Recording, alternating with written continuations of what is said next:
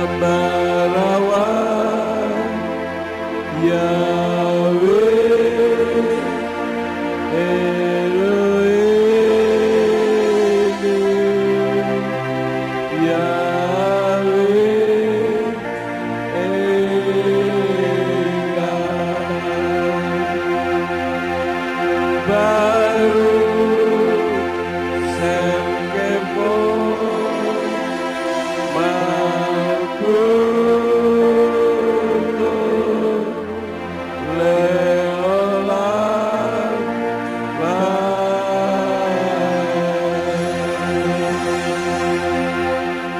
Kami deklarasikan kepada roh-roh yang ada di udara, baik yang ada di Israel, yang ada di Indonesia, khususnya yang ada di Ambarawa. Kalian harus dengar, Yahweh Elohim kita, Dia Echad, Dialah satu-satunya Elohim yang layak dan berhak untuk ditinggikan dan dipuji. Oleh karena itulah pagi ini kami memuji dan meninggikan Bapa Yahweh, Besem Yeshua Hamasya Beruah HaKodes. Kami telah memuji-muji Engkau dan kami akan mendengar isi hatimu Bapa. Urapi hamba-Mu dan urapi setiap kami yang mendengar firman-Mu dengan urapan yang sama.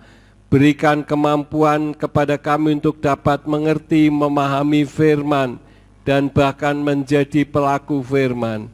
Segala kuasa penguasa roh jahat di udara yang akan mengganggu, kami tolak, kami patahkan dalam nama Yeshua Hamasya. Pergi kau keluar, tinggalkan tempat ini, tinggalkan setiap hati dan pikiran kami. Baik kami yang ada di ruangan ini, maupun yang mendengar dari rumah masing-masing. Terima kasih Bapa, berfirmanlah karena hamba-Mu siap mendengarkannya. Kami sambut firman-Mu demi nama Adonai Yeshua Hamasya. Haleluya, semua yang percaya katakan amin. Silakan duduk, Bapak Yahweh memberkati. Shalom Aleichem. Puji Bapak Yahweh, Bapak Ibu, saudara sekalian. Sesuai dengan flyer yang sudah Bapak Ibu terima, maka saya menyampaikan firman dengan judul pertanyaan jebakan. Apa sih yang dimaksud dengan pertanyaan jebakan? Di internet saat ini sedang marak orang-orang yang tidak mengerti firman bertanya kepada orang Kristen, dan banyak di antaranya yang tidak mampu menjawab, bahkan terguling imannya. Seperti apa yang pernah saya sampaikan, orang bertanya itu memiliki 3 motivasi. Yang pertama, memang tidak tahu dan ingin tahu, maka mereka bertanya. Hal yang kedua, bertanya itu untuk menguji pengetahuan orang yang ditanya. Saya bertanya, kira-kira orang yang saya tanyai ini ilmunya sampai seberapa? Itu hal yang kedua. Bahkan bisa juga dibandingkan dengan ilmunya sendiri. Kemudian yang ketiga, motivasi orang bertanya adalah menjebak orang yang ditanya. Di dalam kitab suci tertulis adanya pertanyaan ahli-ahli kitab dan orang Farisi kepada Yeshua tentang pertanyaan jebakan ini. Untuk itu mari kita membuka di dalam kitab Yohanan pasal 8 ayat 1 sampai ayat yang ke-11. Saya akan baca, perhatikan kitab suci saudara. Ya, saya akan baca Yohanan 8 ayat 1 sampai 11 dari Indonesian Literal Translation yang ketiga. Dan Yeshua pergi ke Bukit Zaitun. Dan ketika fajar menyingsing, dia tiba kembali di bait suci, dan semua orang datang kepadanya, dan setelah duduk dia mengajar mereka. Dan para ahli kitab dan orang-orang Farisi membawa kepadanya seorang wanita yang telah tertangkap basah dalam perzinahan. Dan setelah menyuruhnya berdiri di tengah-tengah, mereka berkata kepadanya, "Guru, wanita ini telah tertangkap basah ketika sedang berbuat zina. Dan di dalam Torah, Mose memberi perintah kepada kami agar wanita-wanita semacam ini dirajam. Lalu engkau hendak mengatakan apa? Adapun mereka mengatakan hal itu untuk mencobai dia, supaya mereka dapat mempersalahkannya. Tetapi sambil membungkuk, Yesua menulis di tanah dengan jarinya, seakan-akan tidak memedulikannya. Dan ketika mereka terus menanyai dia dengan menegakkan badan, dia berkata kepada mereka, "Siapa di antara kamu yang tidak berdosa? Biarlah dia yang pertama melemparkan batu kepada wanita itu." Dan dengan membungkuk dia menulis lagi di tanah. Lalu setelah mendengar dan karena ditempelak oleh hati nuraninya, mereka pergi satu persatu, mulai dari yang tua-tua sampai yang terakhir, dan Yesua ditinggalkan sendirian. Juga wanita itu yang diberdirikan di tengah-tengah. Lalu sambil berdiri dan karena melihat tidak ada lagi seorang pun selain wanita itu, dia berkata kepadanya, "Hei wanita, di manakah mereka, orang-orang yang mendakwamu itu? Tidak adakah yang menghukum engkau?" Dan dia berkata, "Tidak ada seorang pun ya Tuhan." Lalu Yesua berkata kepadanya, "Aku pun tidak menghukum engkau. Pergilah dan janganlah berbuat dosa lagi." Ini sebuah kisah yang cukup menarik, Bapak Ibu. Dan anak-anak sekolah minggu juga sering mendengar kisah ini. Saya garis bawahi ayat yang kelima. Di sana dikatakan, "Dan di dalam Torah, Mose memberi perintah kepada kami agar wanita-wanita semacam ini dirajam. Lalu engkau mengatakan apa?" Ini sebuah pertanyaan jebakan, Bapak Ibu. Ayat yang kelima itu diambil dari dua ayat, yaitu di dalam kitab Imamat pasal 20 ayat yang ke-10. Kitab Imamat 20 ayat yang ke-10 dari Indonesian Literal Translation yang ketiga berkata demikian. "Dan seorang pria yang melakukan perzinahan dengan istri orang, yang melakukan perzinahan dengan istri sesamanya, maka pria dan wanita yang melakukan perzinahan itu benar-benar harus dihukum mati." Kemudian di dalam Ulangan 22 ayat yang ke-22 dikatakan, "Apabila seorang pria didapati berbaring dengan seorang wanita yang sudah bersuami, maka mereka berdua harus mati. Pria yang berbaring dengan wanita itu dan juga wanita itu. Demikianlah engkau harus menghapuskan yang jahat dari Israel." Di dalam ayat yang kelima ini, jelas di situ yang seharusnya menerima hukuman orang yang berzina, yang perempuannya atau lelakinya juga. Dua-duanya. Tetapi di dalam kisah yang baru saya baca, yaitu di dalam Yohanes 8 ayat 1 sampai ayat yang ke-11, yang dijadikan tersangka siapa? Hanya wanitanya, yang lelakinya dibebaskan. Dan ayat yang ke-6, kalau saya akan ulang kembali ayat yang ke-6, dikatakan, adapun mereka mengatakan hal itu untuk mencobai dia, supaya mereka dapat mempersalahkannya. Mencobai untuk mempersalahkannya. Kata mencobai di dalam bahasa Ibrani menggunakan kata lenasot. Hurufnya lamet, nun, samek, waw, dan tau. Kata lenasot itu berarti menuduh, menjebak untuk mencari kesalahan. Jadi dari kisah ini kita melihat bagaimana ada orang-orang yang bertanya kepada Yesua, tetapi tujuannya bukan ingin tahu. Tadi saya sampaikan orang bertanya ada berapa motivasi? 3. Yang pertama ingin tahu, yang kedua menguji, yang ketiga menjebak. Nah, ayat yang ke-6 dengan kata lenasot ini artinya bertanya untuk menuduh Yesua atau menjebak untuk mencari kesalahannya.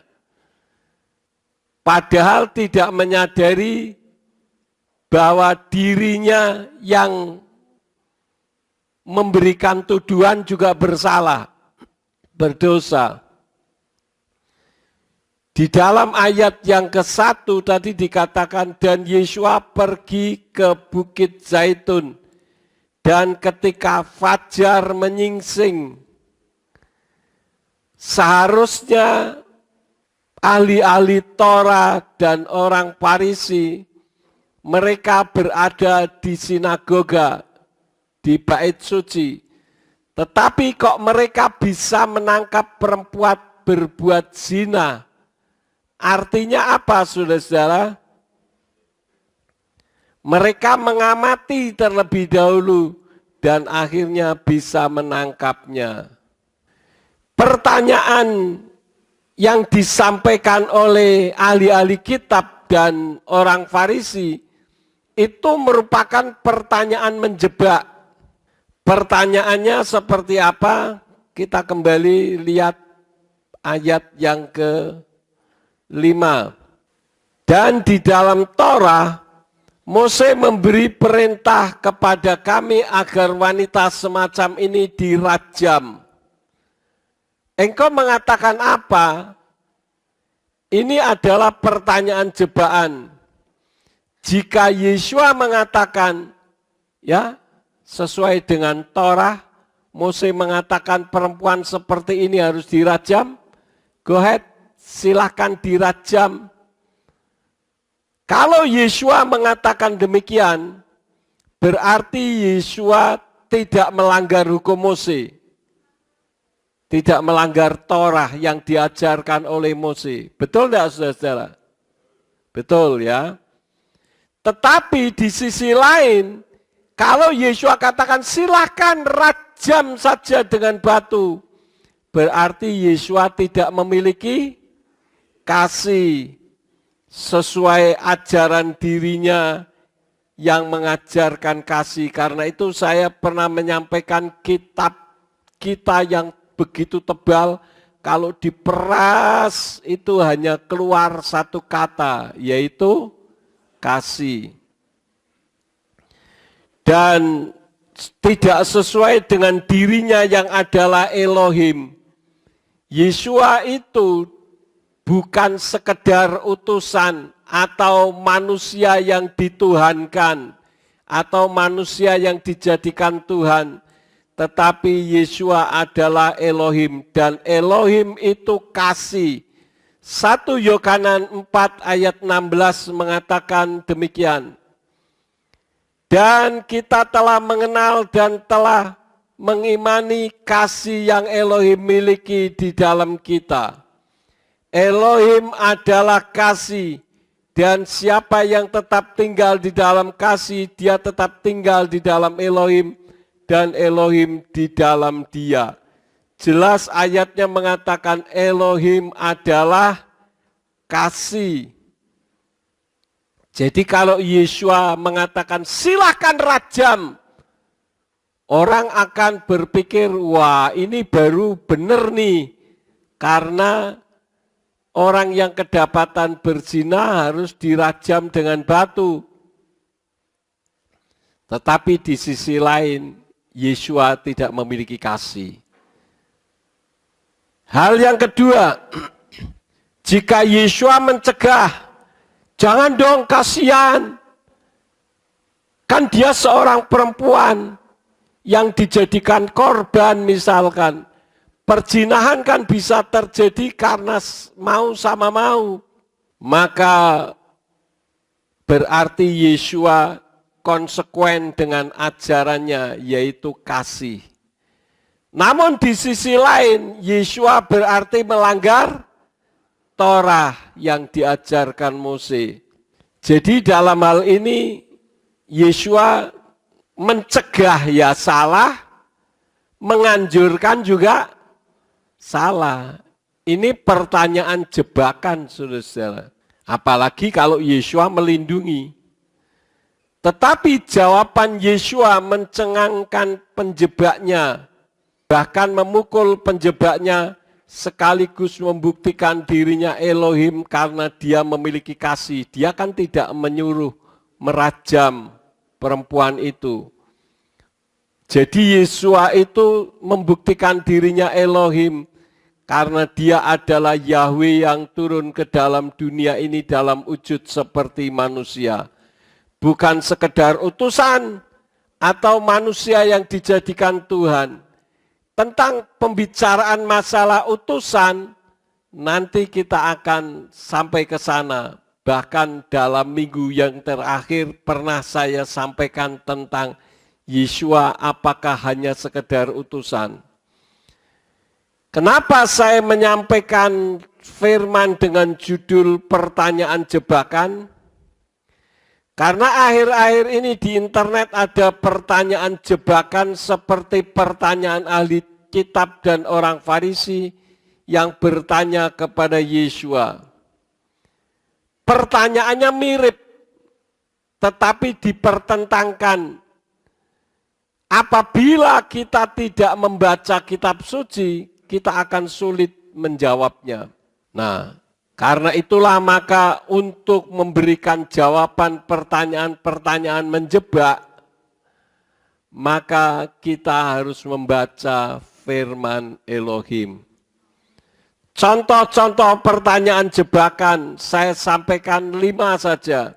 Yang pertama, di dalam kitab Injil Yohanan pasal 9 ayat yang ke-39. Yohanan 9 ayat 39, dari Indonesian Literal Translation dikatakan, dan Yesua berkata, aku datang ke dunia ini untuk penghakiman, agar mereka yang tidak melihat dapat melihat, dan mereka yang melihat menjadi buta. Yesua datang untuk apa? Halo? Untuk penghakiman, untuk menghakimi. Sekarang kita lihat di dalam Yohanan 12 ayat yang ke-47. Dan jika seseorang mendengarkan firman-Ku dan dia tidak percaya, aku tidak menghakiminya, sebab aku datang tidak untuk menghakimi dunia, melainkan untuk menyelamatkan dunia. Yesua datang untuk apa? Menghakimi atau bukan? Bukan. Lah yang tadi kok menghakimi? Iya Pak, pusing juga jawabannya. Di ayat ini mengatakan Yesua datang untuk menghakimi. Yang ayat ini mengatakan Yesua datang tidak untuk menghakimi. Kan itu bertentangan, saudara-saudara. Ya.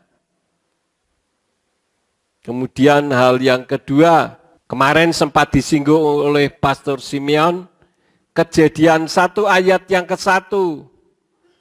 Dari Indonesian Literal Translation 3 katakan, pada awalnya Elohim menciptakan langit dan bumi.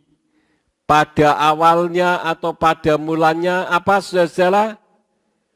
Elohim pada mulanya, pada awalnya Elohim. Sekarang di dalam Yohanes 1 ayat yang ke-1, Yohanes 1 ayat yang ke-1 katakan, pada awalnya ada firman, dan firman itu ada bersama Elohim, dan firman itu adalah Elohim. Jadi di dalam Yohanes 1 ayat yang ke-1 pada mulanya apa? Firman. Jadi di sini ditabrakkan antara Kejadian 1 ayat 1 dengan Yohanes 1 ayat yang ke-1. Di sini mengatakan pada awalnya Elohim, sedangkan di sini dikatakan pada awalnya firman. Berarti kitab sucimu itu mencela-mencele. Yang tidak pernah membaca kitab suci akan berpikir benar juga ya. Nah, buat apa kami mengimani iman yang mencela-mencele? Saya bahkan diberi pertanyaan ini oleh seseorang dan bahkan orang itu berusaha untuk menjawab dan ditanyakan kepada saya karena diambil dari kitab berbahasa Ibraninya. Dia pikir dengan menggunakan kitab berbahasa Ibrani maka akan terjawab. Tidak akan terjawab, saudara-saudara. Karena ini merupakan pertanyaan jebakan. Nampaknya bertentangan karena beda konteks. Konteks pembicaraannya yang berbeda, tetapi ditabrakkan. Ketika orang yang bertanya kepada saya menunjukkan kitab berbahasa Ibrani, orang itu tanya, menurut Pak Yakub bagaimana? Saya katakan untuk menjawab itu bukan menggunakan kitab berbahasa Ibrani, tapi menggunakan logika. Lalu saya berikan contohnya dengan perumpamaan. Saya katakan begini, matahari membuat terang. Saya yang ngomong, matahari membuat terang. Saya juga mengatakan matahari membuat sakit. Loh, sing bener mana Pak Yakub? Matahari membuat sakit atau membuat terang? Ini adalah konteks yang bertentangan karena beda pembicaraan. Matahari membuat terang tidak seperti ketika malam hari suasananya gelap. Betul atau tidak? Halo. Betul. Jangan takut saudara-saudara, jawab saja. Matahari membuat terang tidak seperti ketika malam hari suasana gelap. Tapi saya katakan matahari membuat sakit jika dipandang mata terlalu lama. Betul atau tidak? Betul. Jadi yang mana yang betul? Matahari membuat terang atau membuat sakit? Dua-duanya betul. Itu jawaban yang simpel. Seperti pada mulanya firman, pada mulanya Elohim, yang mana yang benar? Dua-duanya benar, ya. Karena beda konteksnya. Yesua datang untuk menghakimi dan Yesua datang tidak untuk menghakimi. Yang mana yang benar? Mulai bingung. Dua-duanya benar, ya. Karena dua topik yang berbeda, bukan dua makna dari satu kata loh. Atau dua arti dari satu kata. Misalkan saya katakan, Pak Gondra kemarin naik haji. Dalam bahasa Jawa, kata naik itu memiliki dua makna, yaitu nompak dan lungo. Kira-kira yang mana lebih diterapkan yang benar? Pak Gondra kemarin lungo haji atau Pak Gondra kemarin nompak haji? Lungo. Padahal nompak juga arti dari kata yang sama. Jadi satu kata memiliki dua makna dengan satu kata dengan makna yang sama tetapi dalam pembicaraan yang berbeda. Itu harus diungkapkan, saudara-saudara. Kemudian yang ketiga, Yeshua datang ke bumi membawa damai atau membawa pedang. Kita lihat dulu ayatnya, Yohanes 14 ayat yang ke-27. Yohanes 14 ayat 27, oke kita baca aja di atas ya, dengan bersuara yang keras. 2, 3, aku meninggalkan damai sejahtera bagimu. Aku memberikan damai sejahteraku kepadamu. Bukan seperti yang dunia berikan, aku memberikannya kepadamu. Jangan biarkan hatimu digelisahkan, dan jangan biarkan dia takut. Yeshua datang meninggalkan apa? Damai sejahtera. Sekarang kita lihat Matius 10 ayat 34. Oke, kita baca lagi bersama-sama. 2, 3. Janganlah kamu mengira bahwa aku datang untuk menebarkan damai di atas bumi. Aku tidak datang untuk menebarkan damai, tetapi pedang. Yang mana yang benar? Yeshua datang membawa damai atau membawa pedang? Dua-duanya benar. Loh kok mencela-mencela? Bukan mencela-mencela, Pak. Tapi memang konteks pembicaraannya berbeda. Penjelasannya bagaimana? Yohanes 14 ayat yang ke-27, itu tujuan kedatangan Yeshua ke bumi. Jadi Yeshua datang ke bumi ini dengan tujuan untuk membawa damai sejahtera. Amin. Jadi kalau saudara sebagai pengikut Yeshua, tetapi di dalam hatimu tidak memiliki damai sejahtera, tanda tanya, apakah Yeshua ada di dalam hatimu atau tidak? Jadi membawa damai itu tujuan kedatangan Yeshua ke bumi.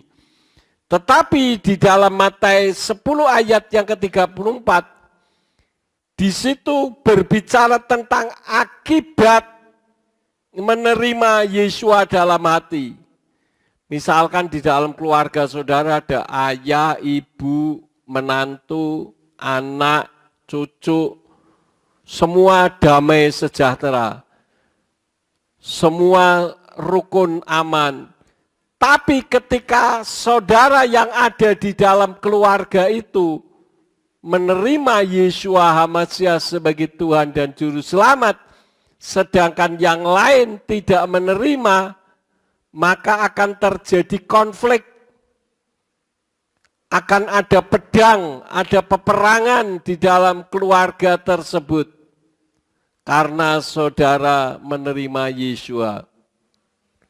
Tidak jarang kita melihat ada orang yang menerima Yeshua dikucilkan, disingkirkan, karena dianggap sesat, agama yang ngawur, padahal tidak tahu mengenai kekristenan.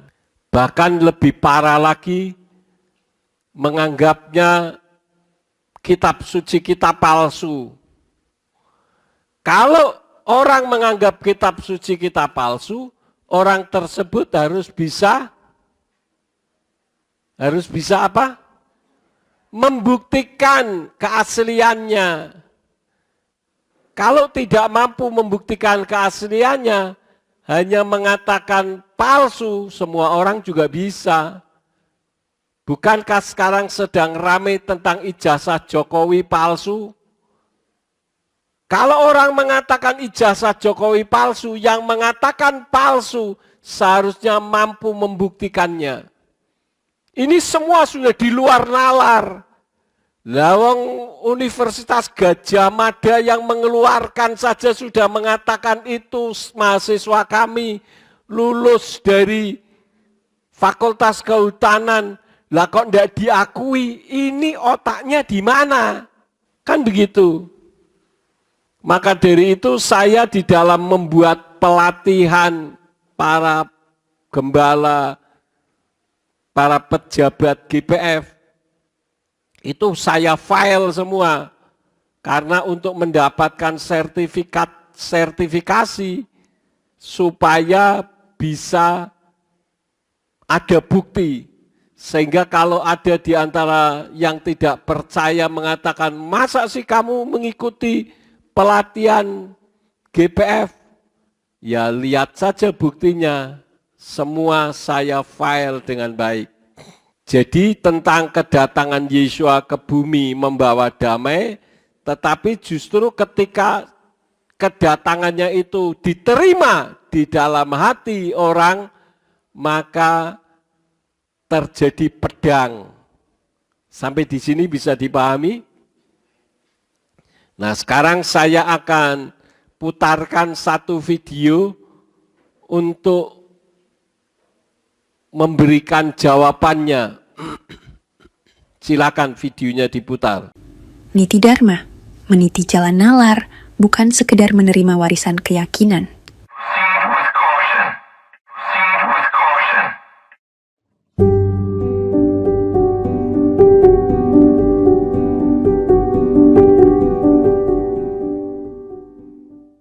Benarkah Alkitab itu firman Tuhan? Kalau iya, mengapa banyak isinya justru saling bertentangan? Mengapa Tuhan bisa berubah pikiran? Mengapa hukumnya berubah-ubah?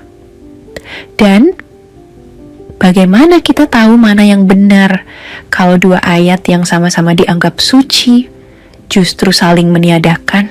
Umat Kristen meyakini bahwa Tuhan itu tidak pernah berubah, bahwa Ia sempurna, tidak menyesal, dan tidak keliru dalam setiap kehendaknya. Tapi, di dalam Alkitab sendiri, ada ayat-ayat yang justru menunjukkan hal sebaliknya. Dalam Maleakhi 3:6, Tuhan berkata, "Aku Tuhan tidak berubah." Namun di Kejadian 6:6 tertulis, "Maka menyesallah Tuhan bahwa Ia telah menjadikan manusia di bumi." Dan di Keluaran 32:14, "Maka menyesallah Tuhan karena malapetaka yang dirancangkannya atas umatnya." Menyesal adalah emosi manusiawi yang muncul ketika seseorang menyadari bahwa keputusan atau tindakannya berdampak buruk. Penyesalan berarti ada kesalahan yang diakui dan keinginan untuk tidak mengulanginya. Lalu, bagaimana bisa Tuhan yang Maha Tahu dan sempurna merasa menyesal? Jika Tuhan tidak berubah, mengapa Ia berubah pikiran? Apakah ini bagian dari misteri ilahi?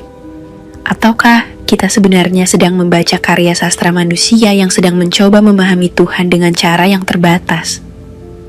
Narasi-narasi ini bukan untuk menghujat, tapi untuk mengajak kita berpikir dan bertanya, apakah kita sedang menyembah Tuhan atau sedang menyembah konsep manusia tentang Tuhan? Ya, bagaimana saudara-saudara? Membingungkan kan? Iya juga ya. Jawaban kita paling-paling begitu, iya juga. Sekali kita mengatakan iya juga, berarti iman saudara sudah rontok. Video ini semuanya berdurasi ada 21,47 menit. Saya sudah sudah saya potong-potong dari kalimat-kalimatnya, semua ada 25 slash. Tetapi belum bisa saya sampaikan karena pekerjaan yang saya alami sekarang sedang sibuk. Mau mempersiapkan untuk sarasehan. Bikin name tag, bikin ini, bikin itu. Sehingga belum ada kesempatan. Nanti kalau sudah ada kesempatan, saya akan memberikan jawaban video Niti Dharma ini. Tadi dikatakan di dalam Maleakhi 3 ayat yang ke-6, saya tulis lagi menggunakan Indonesian Literal Translation 3 yang berbunyi demikian. Sebab akulah Yahweh, aku tidak berubah, karena itu kamu Bani Yakob tidak akan dilenyapkan. Yahweh tidak berubah. Ya. Kemudian Kejadian 6 ayat yang ke-6. Dan Yahweh menyesal bahwa dia telah menjadikan manusia di bumi dan hal itu telah memilukan hatinya. Yahweh menyesal. Kemudian di dalam Keluaran 32 ayat yang ke-14 juga dikatakan, dan Yahweh akan menyesal atas yang jahat yang telah dia firmankan untuk melakukannya pada umatnya. Dari ayat-ayat yang dimunculkan ini, seolah-olah Tuhan berubah karena menyesal. Apa yang disampaikan oleh Niti Dharma ada benarnya tentang definisi menyesal. Menyesal itu emosi manusiawi yang muncul ketika seseorang menyadari bahwa keputusan atau tindakannya berdampak buruk. Penyesalan berarti ada kesalahan yang diakui dan keinginan untuk tidak mengulanginya. Bagaimana Tuhan yang Maha Tahu dan sempurna merasa menyesal? Jika Tuhan tidak berubah, mengapa dia berubah pikiran? Menyesal dianggap sebuah perubahan pikiran. Pertanyaan saya sebelum saya lanjutkan, betulkah Tuhan menyesal berarti berubah pikiran menurut definisi yang disampaikan oleh Niti Dharma? Betul? Betul. Apakah ini bagian dari misteri ilahi atau kita sebenarnya sedang membaca karya sastra manusia yang sedang mencoba memahami Tuhan dengan cara yang terbatas? Apakah kita sedang menyembah Tuhan atau sedang menyembah konsep manusia tentang Tuhan? Jawabannya begini, saudara-saudara. Kitab suci Kristen bukan misteri ilahi. Tadi kan disebutkan apakah itu misteri ilahi. Bukan misteri ilahi, melainkan justru penyingkapan dari misteri ilahi. Yang pertama. Yang kedua, kitab suci Kristen bukan karya sastra manusia yang sedang mencoba memahami Tuhan, melainkan karya Tuhan yang diilhamkan kepada manusia, agar manusia bisa memahami Tuhan yang tidak terbatas. Itu yang kedua.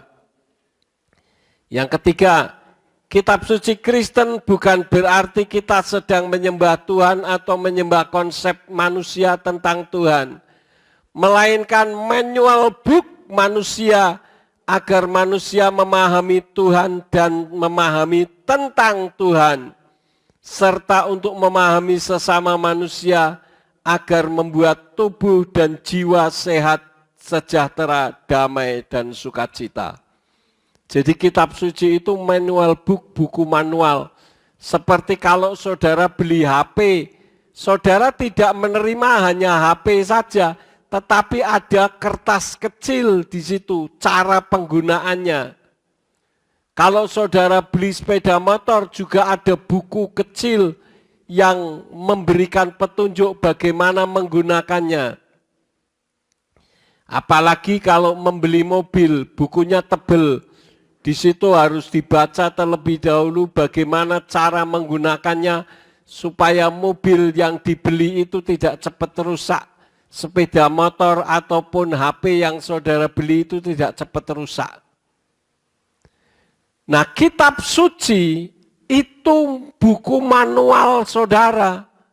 Buku petunjuk bagaimana supaya saudara bisa dalam keadaan tubuh dan jiwa yang sehat, sejahtera, damai, dan sukacita. Tapi bukan berarti kalau saudara sakit berarti tidak pernah membaca kitab suci. Bukan itu. Tetapi itu merupakan bagian dari akibat pembacaan kitab suci. Itu hal yang ketiga. Yang keempat, tentang kata menyesal. Menyesalnya Tuhan bukan karena menyadari bahwa keputusan atau tindakannya berdampak buruk atau berarti ada kesalahan yang diakui dan keinginan untuk tidak mengulanginya. Melainkan karena manusia yang diciptakan Tuhan itu diciptakan sempurna karena diberi kehendak bebas atau free will, bukan diciptakan seperti robot yang bisa membuat Tuhan tidak mungkin menyesal. Sampai di sini bisa dipahami, saudara-saudara? Jadi justru Tuhan bisa menyesal itu karena Tuhan menciptakan manusia sempurna, diberi kehendak bebas. Contoh manusia punya free will atau punya kehendak bebas dari awal. Kejadian 2 ayat 16 sampai 17. Dari Indonesian Literal Translation 3 dikatakan, dan Yahweh Elohim memberi perintah kepada manusia dengan berfirman, dari segala pohon di taman ini, engkau sungguh boleh memakannya, tetapi dari pohon pengetahuan baik dan jahat engkau tidak boleh memakannya, karena pada hari engkau memakannya, engkau sungguh akan mati. Jadi Tuhan memberikan dua pilihan, mau memakan atau tidak. Tetapi manusia diberi kebebasan berkehendak untuk melakukan memakan atau tidak. Kalau Tuhan menciptakan manusia dibuat seperti robot, sehingga Tuhan tidak mungkin menyesal, bisa atau tidak? Sangat bisa. Tetapi justru ketika Tuhan menciptakan manusia seperti robot, berarti ciptaan Tuhan itu tidak sempurna. Bisa dipahami, saudara-saudara? Halo? Yang kedua, di dalam Ulangan 30 ayat 19 ini sebagai bukti bahwa manusia itu memiliki kehendak bebas. Ulangan 30 ayat 19. Pada hari ini aku telah membuat langit dan bumi menjadi saksi terhadap kamu. Aku telah memaparkan di hadapan engkau kehidupan dan kematian, berkat dan kutuk. Dan engkau telah menjatuhkan pilihan pada kehidupan supaya engkau hidup, yaitu engkau dan keturunanmu. Jadi Tuhan memberikan pilihan. Kalau Tuhan menciptakan manusia seperti robot, nggak perlu ada pilihan. Langsung saja. Tetapi kan Tuhan membuat pilihan dengan tujuan supaya manusia memilih yang sesuai dengan kehendak Tuhan. Yosua 24 ayat 15. Dan jika hal ini tampak jahat menurut pemandanganmu untuk beribadah kepada Yahweh, hari ini pilihlah bagi dirimu kepada siapa kamu akan beribadah. Apakah kepada sesembahan-sesembahan yang leluhurmu beribadah di seberang sungai, atau kepada sesembahan-sesembahan orang Amori yang di dalam negerinya kamu tinggal? Tetapi mengenai aku dan seisi rumahku, kami akan beribadah kepada Yahweh. Jadi ini pilihan yang diambil. Saudara datang ke tempat ini pun karena kehendak bebas saudara, free will saudara. Mau ndak ya aku kebaktian di gereja pemulihan firman Surya kebenaran Ambarawa yang kata orang sesat itu? Apakah saya tetap beribadah di situ karena disitulah kebenaran diajarkan? Tetapi manusia seringkali memaksakan kehendak. Pokoknya kalau kamu menghilangkan Allah, berarti pintu sinode terbuka lebar. Kan begitu. Dulu saya begitu soalnya sudah dibegitukan. Kalau tidak menyebut Allah, pintu sinode terbuka lebar dan silakan melangkah keluar. Saya bilang saya tidak perlu disuruh melangkah keluar, juga saya akan melangkah keluar. Karena saya tidak melayani manusia dan tidak melayani sinode. Saya melayani Tuhan. Karena masalah nama Yahweh itu berbicara soal keselamatan. Jadi saya lebih mengutamakan keselamatan karena saya membawa keluarga. Kalau saya tidak hati-hati, bukan saya sendiri yang mati, tetapi keluarga saya juga ikut mati. Dan saya tidak mau mengorbankan mereka. Yeshua mengundang manusia juga tidak memaksa. Wahyu 3 ayat yang ke-20 dikatakan, lihatlah, aku berdiri di depan pintu dan mengetuk.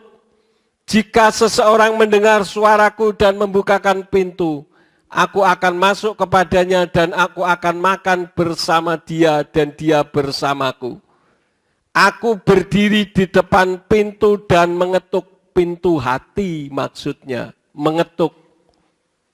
Yesua tidak mendobrak, Yesua tidak memaksa. Termasuk saudara yang nonton YouTube ini juga tidak paksaan. Apakah saudara mau menerima atau tidak, itu hak saudara. Tetapi yang sering terjadi justru manusia menolak kehendak Tuhan. Sesuai dengan Matius 23 ayat yang ke-37. Di dalam Indonesian Literal Translation 3 berbicara, Yerusalem, Yerusalem, engkau yang membunuh para nabi dan merajam mereka yang telah diutus kepadamu. Betapa sering aku mengumpulkan anak-anakmu, bagaikan seekor induk ayam mengumpulkan anak-anaknya di bawah sayapnya. Tetapi kamu tidak mau. Jadi masalah keselamatan, saya ingatkan sekali lagi, gereja merek apapun tidak menyelamatkan. Kristen juga tidak menyelamatkan. Semua agama tidak menyelamatkan.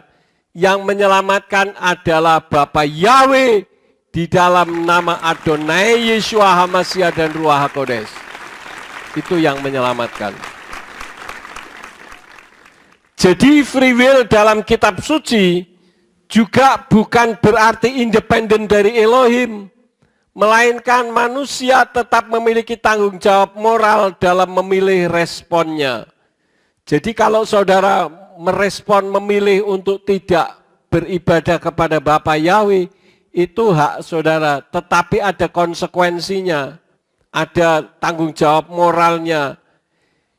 Dan hal itu ditulis dalam kitab Roma 14 ayat yang ke-12. Roma 14 ayat 12 dikatakan, maka selanjutnya setiap orang dari kita akan memberikan pertanggungjawaban mengenai dirinya sendiri kepada Elohim. Satu persatu bertanggung jawab. Seperti kalau saudara pergi ke negara lain, saudara masuk melewati imigrasi, tidak bisa ada orang lain yang menolong. Saudara akan ditanyai sendiri, pertanyaan-pertanyaannya harus dijawab dengan baik dan tidak boleh bohong. Kalau ketahuan bohong langsung dipulangkan. Saya pernah mendengar cerita adalah salah satu sekum dari salah satu sinode, saya diceritain saudara-saudara, pengen pergi ke Amerika karena ingin menjumpai ketua sinodenya yang tinggal di Amerika saat itu. Tapi modelnya model Indonesia, mau memberi kejutan. Ketika sampai di bandara di Amerika, ditanya, kamu mau ke tempat siapa? Ke tempat ini, namanya ini. Ada nomor teleponnya? Ada. Maka dari bandara, petugasnya nelpon orang yang dimaksud. Apakah benar hari ini kamu akan terima tamu? Dia tahu enggak saudara? Enggak tahu. Jawabannya apa? Tidak. Langsung diketuk. Kamu tidak boleh masuk Amerika, nanti malam ada pesawat yang kembali ke Indonesia. Sudah pulang ke Indonesia. Sampai orangnya pahit hati hanya gara-gara seperti itu, sudah jauh-jauh 23 jam naik pesawat, enggak bisa masuk, hanya tinggal di bandara beberapa jam lalu pulang kembali, saudara-saudara. Ini kisah nyata. Ya seperti itulah. Nanti semua apa yang kita ucapkan, apa yang kita lihat, apa yang kita pikirkan, apa yang kita kerjakan dengan tangan kita, kemana kaki kita melangkah, semuanya akan dipertanggungjawabkan di hadapan Bapa Yahweh. Lebih lanjut di dalam Pengkhotbah 12 ayat yang ke-14 dikatakan, sebab Elohim akan membawa setiap perbuatan ke dalam penghakiman atas segala yang tersembunyi, apakah itu baik atau jahat. Jadi kalau saudara melakukan perbuatan yang tersembunyi, katakanlah perbuatan itu perbuatan baik, dan orang tidak memperhitungkan perbuatan baik saudara, jangan khawatir, Bapa Yahweh mengetahui perbuatan baik yang saudara lakukan dengan tersembunyi, maka Dia yang akan membalasnya. Demikian pun perbuatan jahat yang dilakukan dengan tersembunyi akan ketahuan.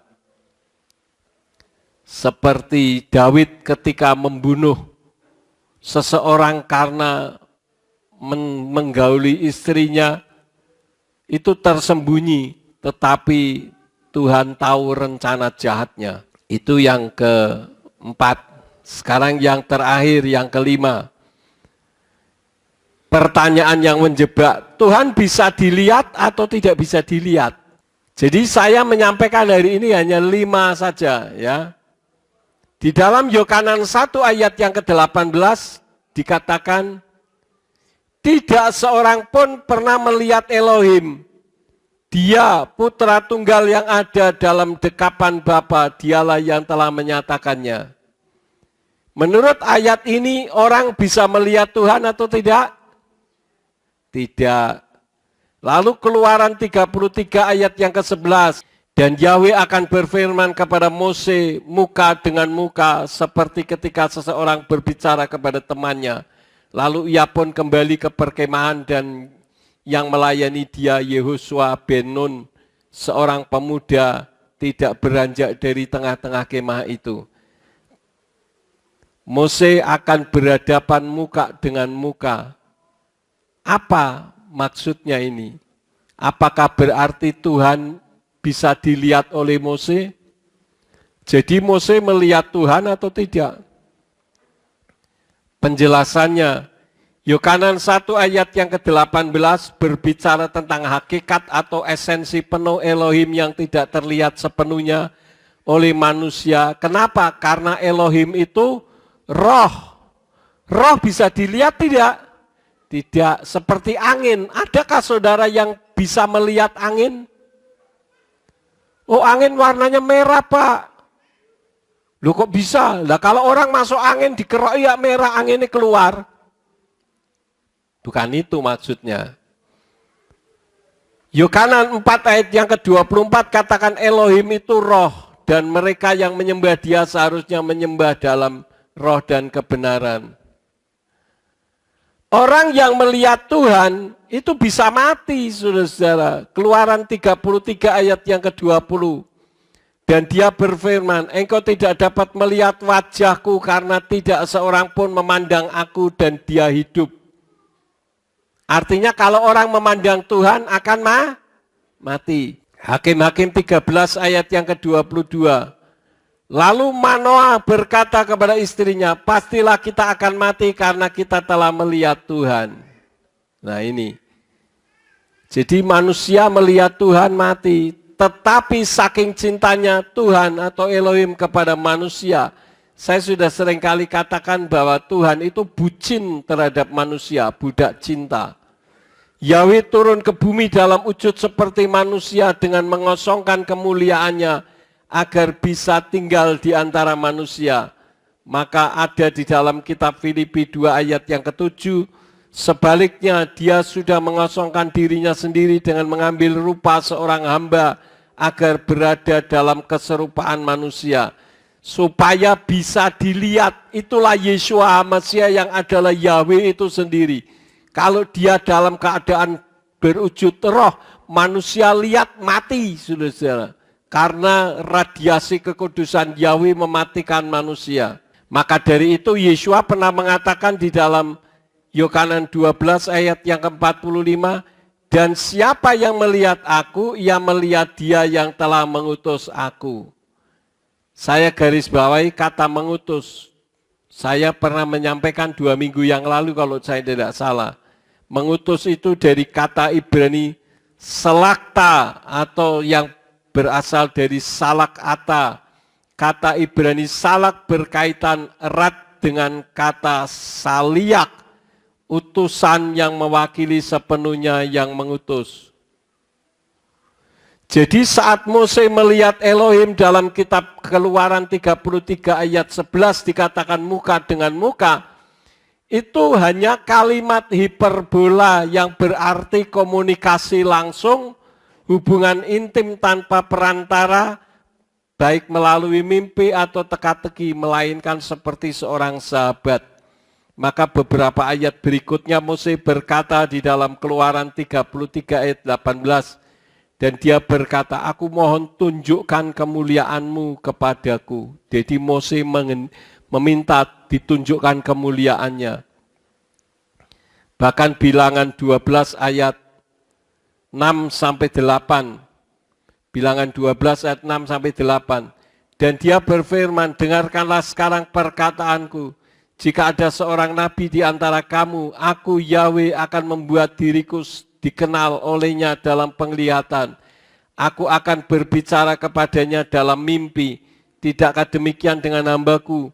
Dia Mose, dialah seorang yang ditetapkan dalam seluruh rumahku. Aku berbicara kepadanya mulut ke mulut. Ini artinya langsung ya. Bahkan oleh sebuah penampakan dan bukan dalam teka-teki. Dan dia memandang rupa Yahweh. Jadi mengapakah kamu tidak takut untuk berbicara menentang hambaku Mose? Jadi memandang rupa Yahweh itu bukan seperti saya memandang rupa saudara, bukan. Tetapi itu kalimat hiperbola. Kita percaya Yeshua karena beriman, tidak harus melihat. Itu yang lebih membahagiakan, saudara-saudara. Yohanan 20 ayat 29, Yeshua berkata kepadanya, hai Toma, karena engkau telah melihat aku, engkau telah percaya. Berbahagialah mereka yang tidak melihat tetapi percaya. Saya berpikir kenapa mereka yang tidak melihat tetapi percaya kok lebih berbahagia? Kenapa? Karena 4 hal. Yang pertama, iman yang sejati tidak bergantung pada penglihatan fisik. Iman yang sejati itu melampaui penglihatan jasmani. Itulah sebabnya di dalam 2 Korintus 5 ayat yang ke-7 dikatakan, sebab kami hidup oleh iman bukan oleh penglihatan. Pak, kenyataannya saya hidupnya susah sekarang ini. Kenyataannya, manusia yang tidak beriman adalah manusia yang melihat kenyataan baru percaya. Yang kedua, generasi setelah para rasul tidak melihat Yeshua secara fisik, tetapi mereka berani mengorbankan nyawanya.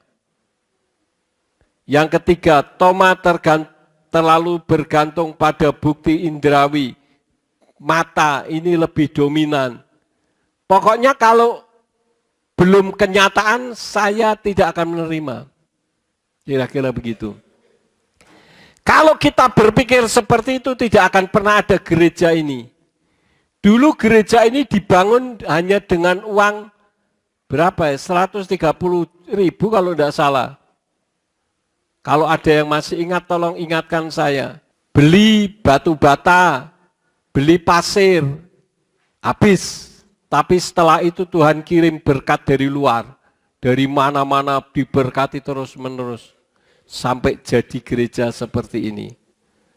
Kalau waktu itu saya tidak mengandalkan iman, saya mengandalkan penglihatan, bagaimana mungkin dengan uang yang sejumlah 135 ribuan itu bisa membuat gereja?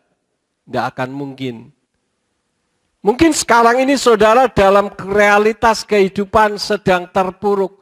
Jangan melihat kehidupan yang terpuruk, tapi pandang Tuhan yang mampu membuat saudara berhasil dan diberkati. Yang jadi masalah, kenapa Tuhan izinkan saat ini saudara sedang mengalami keterpurukan. Yang keempat, yang terakhir, banyak orang melihat mukjizat tetapi tetap tidak percaya atau tidak beriman. Contohnya siapa? Paro. Paro itu melihat 10 kali mukjizat yang dilakukan oleh Mose, tetapi dia tetap tidak percaya. Nah, sekarang tergantung dari saudara. Apakah saudara memiliki iman sebelum penglihatan itu terrealisasi, atau saudara ingin melihat bukti dulu baru percaya? Kebanyakan orang mengatakan apa? Pak, kalau saya sembuh, saya akan beribadah kepada Tuhan. Ya itu masih lumayan, tapi sebetulnya salah. Beribadah kepada Tuhan baru akan menerima mukjizat kesembuhan. Paham saudara-saudara? Jadi sampai di mana iman kita? Iman karena penglihatan atau iman karena hidup oleh iman? Ini saja firman yang saya sampaikan kiranya memberkati dalam kehidupan saudara. Mari kita bangkit berdiri bersama-sama, kita naikkan pujian Aku Mengasihi Engkau Yeshua.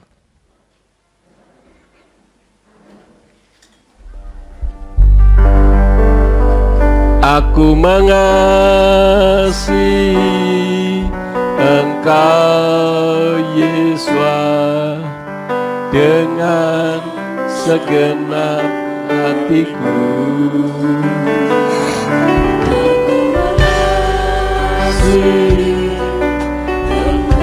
Saya mengundang Ibu Maria Winarni untuk maju ke depan dan berdoa bagi kita.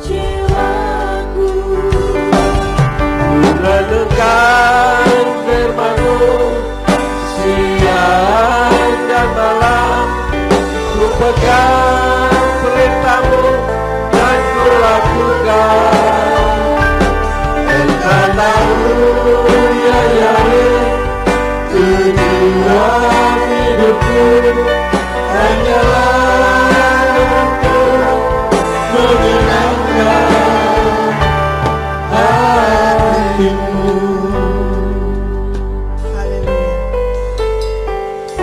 Haleluya. Terpujilah akan nama-Mu ya Bapa Yahweh Elohim kami, yang kami sembah, kami puji, kami muliakan di dalam nama Adonai Yeshua Mashiach. Kami bersyukur kepadamu ya Bapa Yahweh atas waktu yang indah pada pagi hari ini. Kami bersama-sama mendengarkan firman-Mu ya Bapa. Kami bersyukur untuk firman yang sudah ditaburkan oleh hamba-Mu ya Bapa. Biarlah menguatkan iman kami, supaya kami tetap beriman kepadamu ya Bapa Yahweh. Kuasa-kuasa kegelapan, pengajaran-pengajaran yang akan menggoyahkan iman kami, yang akan membuat kami jauh daripadamu, kami tolak, kami patahkan di dalam nama Tuhan Yesus Mashiach. Terpujilah akan nama-Mu ya Bapa.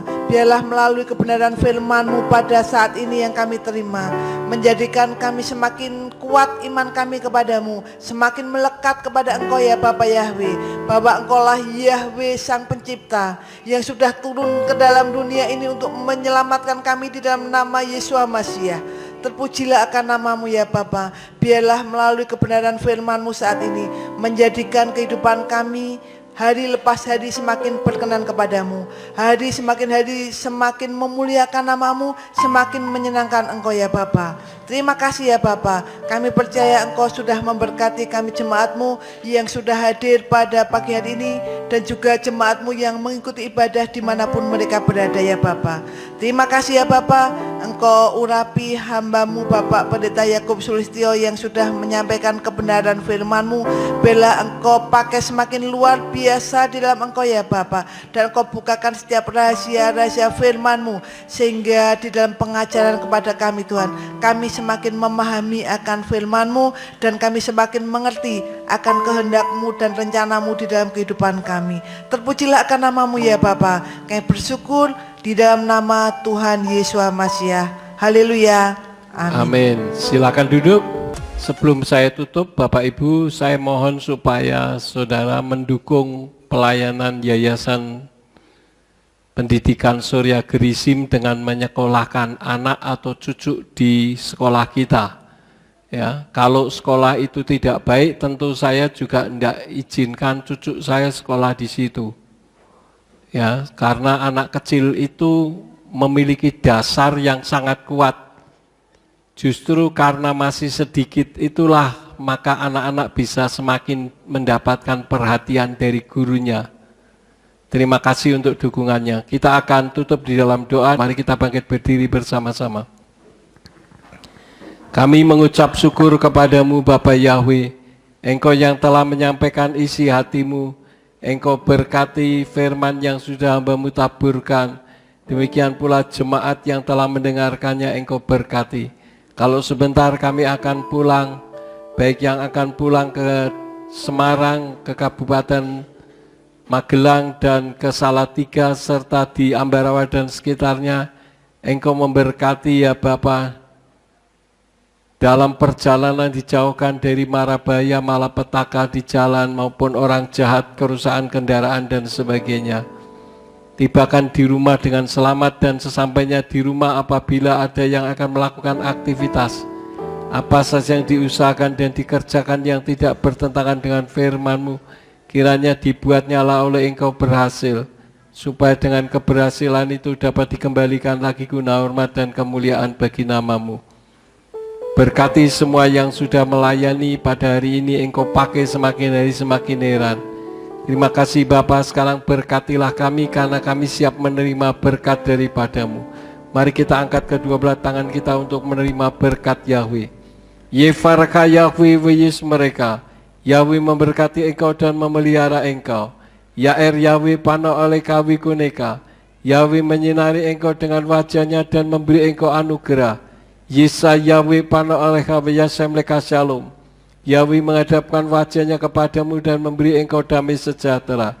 Diberkatilah engkau di kota dan diberkatilah engkau di ladang.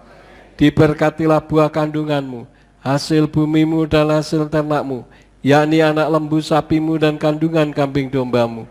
Diberkatilah bakulmu dan tempat adonanmu.